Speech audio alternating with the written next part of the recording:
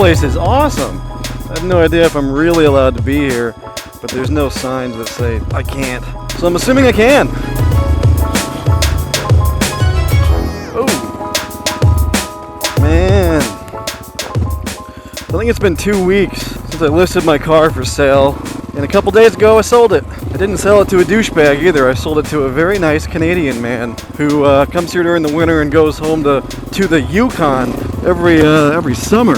So I don't know if he's taking the car up there or not, but I got $3,800 for it. I was asking $39,000 and I paid $4,000. So I feel like I did pretty good. So now I'm taking this bike to work every day. I hate riding this thing on the highway. I feel like I'm like destroying it. Maybe I am destroying it. I don't know. But the valve situation, I figured out that I probably had the valves too loose. So I've adjusted 3 of them tighter, and the 4th one I stripped the adjuster bolt on. I'm unable to actually adjust that one, so I've got a new cover, a new bolt cover, whatever, coming, and then I'll fix it then. Here's that fucking hill I said I didn't want to ride up. Everybody gave me shit for not wanting to ride up it, so I gotta go see how bad it really is. I could easily come down this, and ooh, would you look at that? That's somebody's fucking underwear. Probably got shit in my feet now. This is probably close to a 45-degree angle. I'm sure I could ride up it. I'm just being a bitch.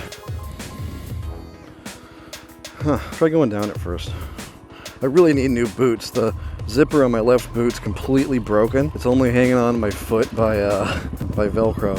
But yeah, so my valves are okay. They're not making as much noise, so I think they're fine. Plus I just did like probably almost a 200-mile ride on the road at highway speeds and nothing exploded. Let's do second. What do you think? Oh.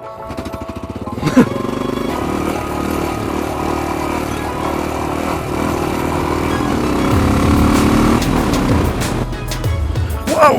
Oh. That caught me off guard.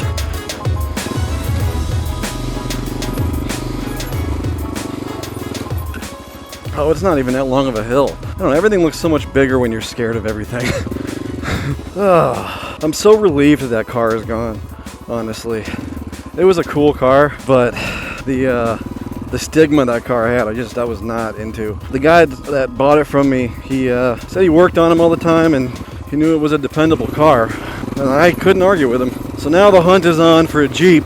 It's got me thinking about like the process of actually buying a used car on Craigslist as opposed to the process of selling one, because selling is always a pain. You get bad offers or whatever, you get flaky people and all that. When you're buying one, I don't know, I feel like it's really, the whole game is in your favor when you're the one on the purchasing end. You get to take your pick. You're not pressured into doing anything. You're just really, the half the process, I think, is just sizing up the owner, like the guy who's selling it. You just figure out, like, is he weird or is he a normal person? And right now, the best looking Jeep that I've found, it's a 97 Cherokee. I think it's got 220,000 miles on it. It's a 5-speed manual. It's got a 4-inch lift, 33-inch tires. It's got a light bar on it, and the interior and exterior look fantastic. The only problem is it's been for sale for like over a month, right? And normally nice Jeeps don't last longer than like 2 weeks, because I've been watching them and I've seen them disappear. So this guy has actually listed this thing now 3 different times. I mean, they're all active listings, but he's listed all of them at once, which is a thing people do on Craigslist that drives me nuts. It makes me think that something's wrong with it, because he's asking $5,500, and for a Jeep with 220,000 miles on it, a 20-year-old Jeep at that, I feel like it's way too much. But like, that's what everyone's asking for a Jeep of that quality out here, so I feel like that's a reasonable price. But I'm thinking maybe he just won't budge on his price or something like that's going on, because the Jeep is way too nice to pass up. So I don't know, I want to offer him $4,800. I feel like that's not unreasonable. I'd like to get him down to at least 5, because I mean, I'm gonna put 20,000 miles on that thing. I don't want to sell it for like half of what I paid, you know.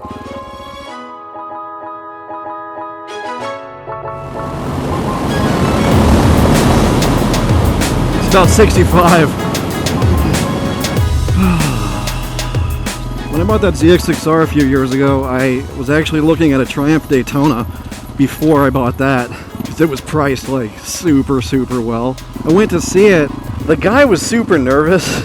He was all fidgety and shit, and I think he was sweating. He had the original engine from the Daytona in a box on the floor, and then he had an engine from a street triple, the 675 street triple, in the actual Daytona, and he had an oil pressure light on, and he said he didn't want to deal with it. And then I asked him, like, what's the story? Like, why did you replace the engine in the bike with basically the same engine? Like, he made up some story about how, like, there was a guy that was like an engineering student, and the engineering student needed a project, and I guess the engine that was in the triple was like slightly more powerful or something. It was crazy. Needless to say, I passed on that bullshit.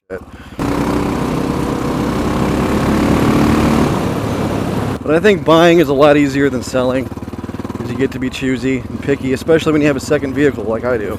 Since I'm riding this to work every day, I'm not stranded. I'm not having to take an Uber or anything like that. I'm going to try to go camping soon. I'm not going to be able to do it this weekend. Got too much stuff going on, which sucks because I planned on like doing 2 camping videos a month and like 2 vlogs a month. And they're not really working out like that. I got some plans though. I want to go up into Schnebley Hill in Sedona, do some camping up there, but I'm not sure when that road opens up because they close it during the winter because they don't plow it. But also,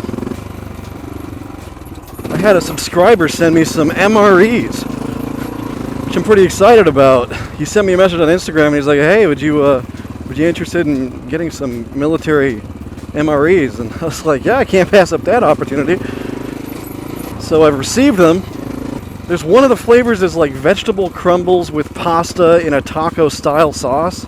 And to me that's hilarious and I can't wait, but I'm gonna do it on camera. So I'm gonna bring them camping and I'm gonna eat some MREs. And we can share this experience together. Another guy actually shared with me how to make an MRE bomb, which I might do, thinking about it. Who doesn't love blowing shit up? If you want to send me something, shoot me an email or a message on Instagram, and I will gladly receive your junk that you want me to screw around with.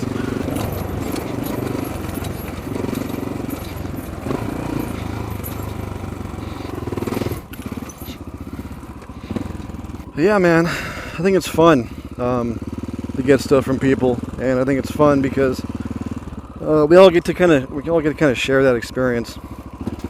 Anyway, I'm gonna buy those saddlebags soon. I've got the money pretty much, and I appreciate all those donations.